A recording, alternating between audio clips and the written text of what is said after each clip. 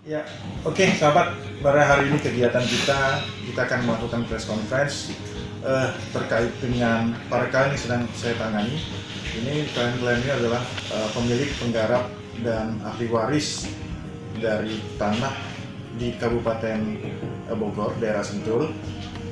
Saat ini mereka sedang menghadapi masalah dengan suatu korporasi besar, yaitu PT Sentul City. Tanah mereka yang garap sudah bertahun-tahun itu digusur, di bulldozer.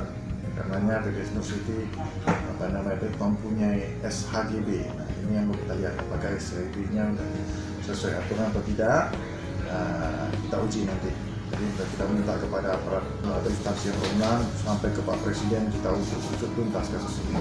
Apa mafia tanah bermain di sini atau tidak? Ya kan? Kita akan lihat. Okay, thank you. Kita nggak nunggu Sentul City loh, nanti kita uji aja. Ya, thank you.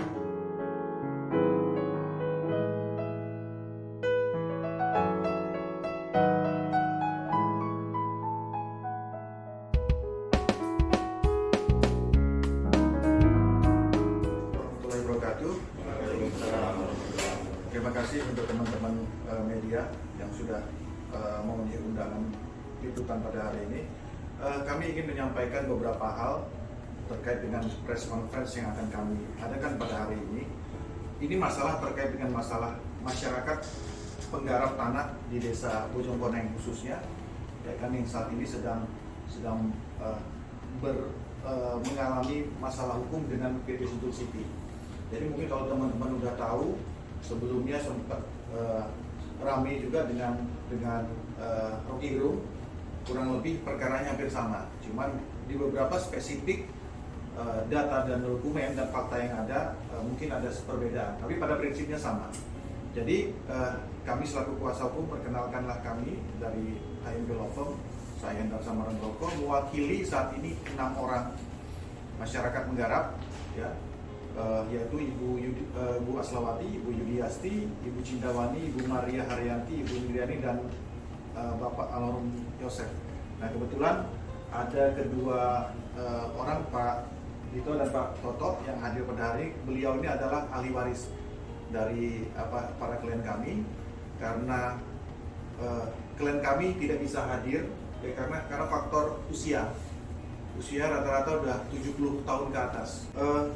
Tanah itu didapatkan oleh klien kami itu sekitar tahun 98, ya, dan itu sejarah tanah digarap oleh pemilik sebelumnya atau penggarap sebelumnya itu sejak tahun 1942, turun temurun akhirnya dijual kepada klien kami, ya kan. Sejak tahun 1998 klien kami itu melakukan pembayaran pajak seperti biasa, ya kan. Bukti-bukti SPT-nya juga kita sudah ada. Nah, ujung-ujung di tahun 2021 Sentul City diduga melakukan pembuldoseran dan penggusuran di daerah tanah milik klien kami tersebut, ya kan, tanpa ada pemberitahuan, tanpa adanya penetapan dari pengadilan. Yang kabarnya mereka mendapatkan bisa melakukan itu karena adanya SHGB milik mereka. Jadi tanah itu diplot oleh Sentul City, diklaim karena mereka mempunyai SHGB, ya. Nah, selanjutnya yang kami ketahui berdasarkan informasi yang kami dapatkan, Sentul City mendapatkan SHGB tersebut itu bekas tanah dari PTPN 11, ya, dulu tanaman karet sebelumnya. Nah, untuk kasus yang masalah perkara kami mempertanyakan, karena kami mempunyai data dan dokumen dan berdasarkan keterangan saksi-saksi yang ada yang saat ini masih hidup, masyarakat setempat, tanah di blok kami itu, kalau dinamakan blok lapangan tembak, itu bukan termasuk tanah milik PTPN 11. Jadi kami mempertanyakan kenapa ternyata tanah kami itu diklaim sebagai tanah Sentul City dan masuk ke dalam sertifikat SHGB milik Sentul City. Sekarang udah digusur nih. Nanti bentuk digusurannya ini yang belum digusur, ya. Nah, ini kami akan tunjukin yang udah digusur. Oke, udah? Nah, ini yang udah digusur. Udah diratain.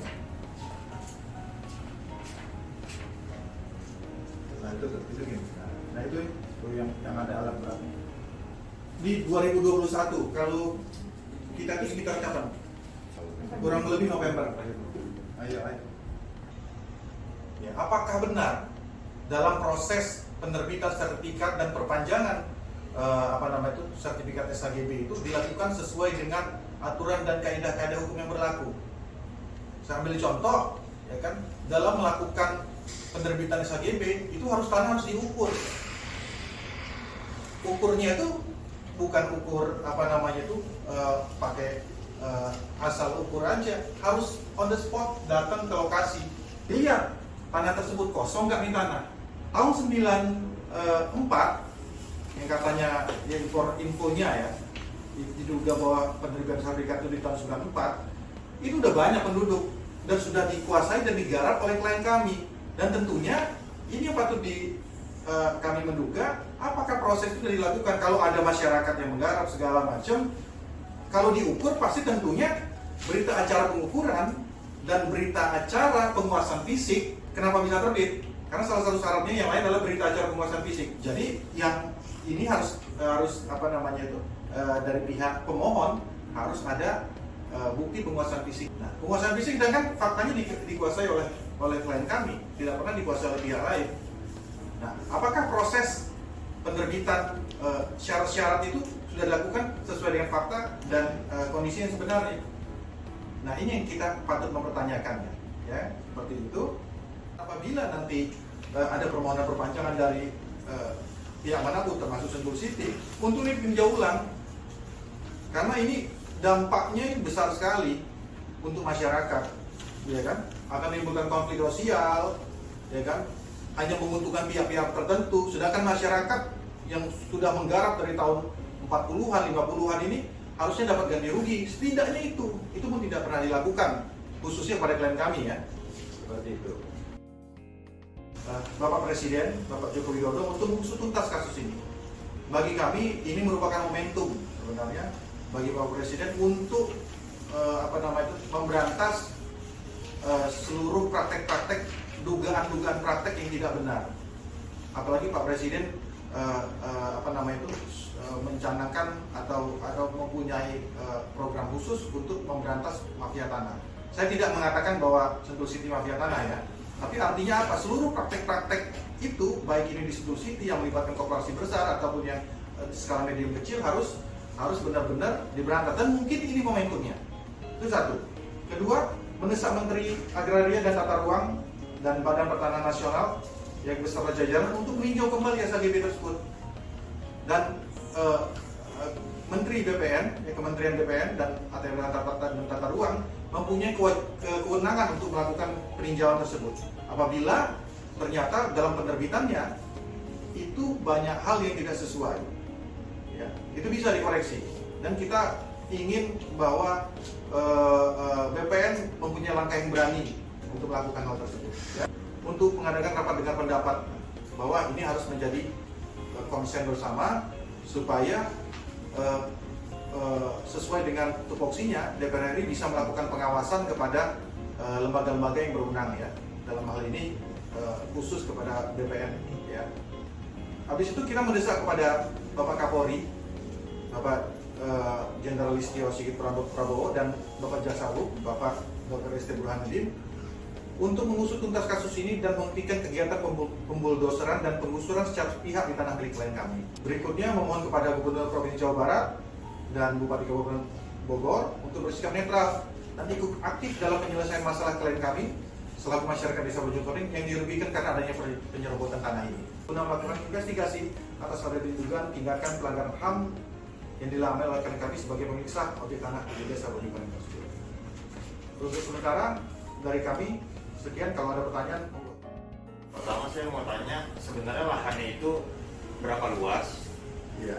Terus itu lahannya bentuknya apa, Bang? Maksudnya bentuknya lahan atau perumahan warga atau gimana? Terus satu lagi, gimana caranya, Bang, ini prosesnya kok bisa tiba-tiba si PT Sentul City ini punya surat HGB gitu loh, tiba-tiba apakah ada oknum dari pemerintahan sendiri yang menerbitkan itu, gimana nih, Bang?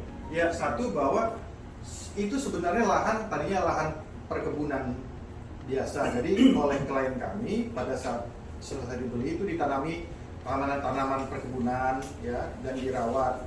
Bahkan ada beberapa itu dibuat pondok-pondok kecil ya kayak villa lah ya, cuman villa yang bukan villa mewah, yang kecil-kecil. Tentu di tempat lain ada beberapa villa-villa juga ya di luar itu.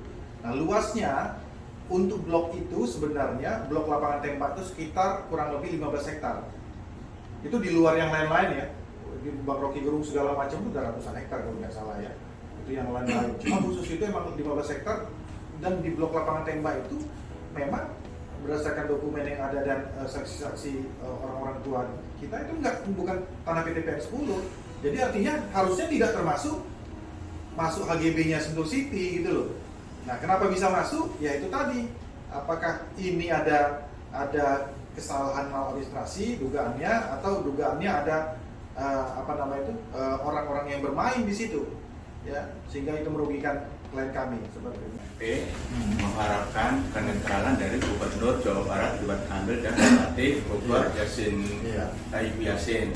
Nah, dalam fatwa HMP, apakah ada kecenderungan dari kedua tokoh tersebut tidak netral, dan mungkin Mas bisa menjelaskan ada statement atau pernyataan yang mereka tidak netral gitu? Iya, sebenarnya kami tidak menuduh atau mempersangkakan gubernur atau bupati terlibat atau lebih tidak netral ya di sana.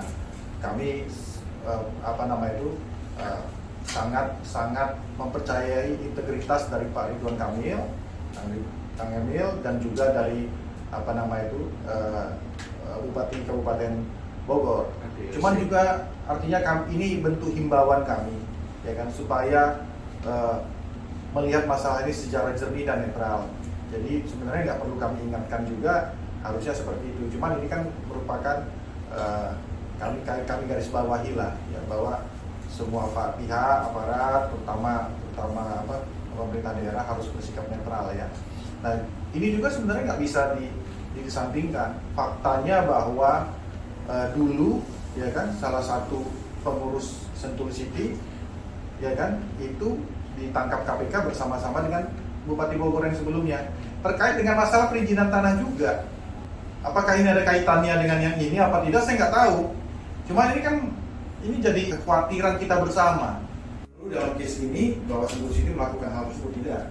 Cuma untuk case yang sebelumnya ya kan sudah terbukti ada praktek-praktek melanggar hukum, praktek-praktek koruptif, menyuap aparat, menyuap pejabat negara. Dan itu sudah dibuktikan di pengadilan. Apakah praktek dilakukan hal yang serupa? Walau alam.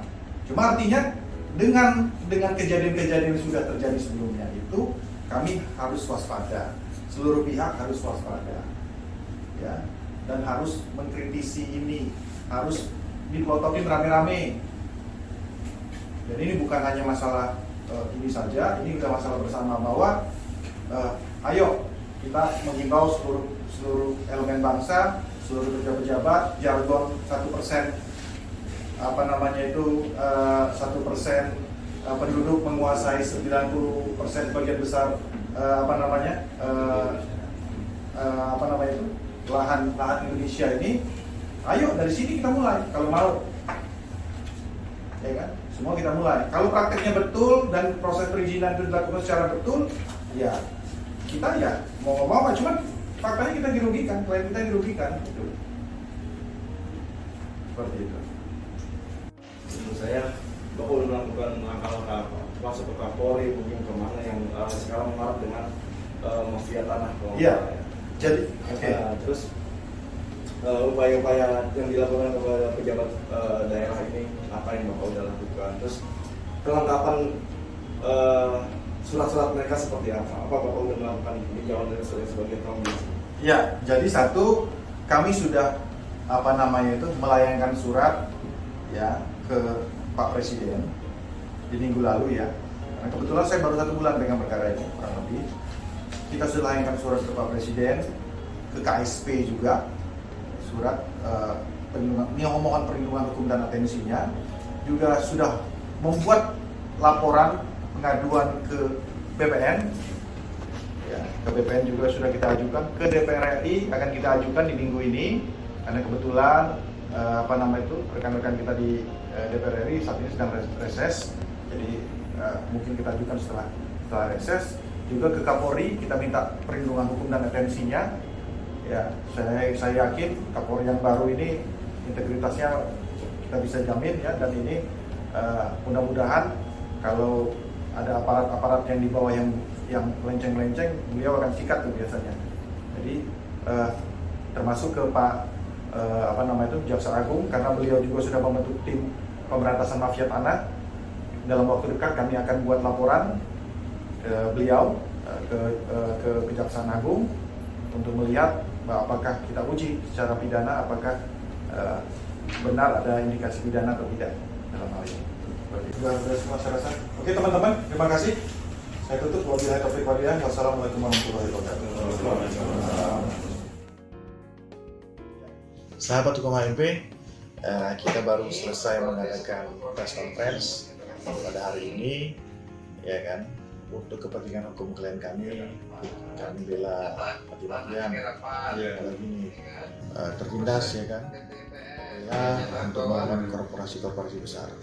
Ya, semoga ini jadi momentum dan mohon terus dikawal.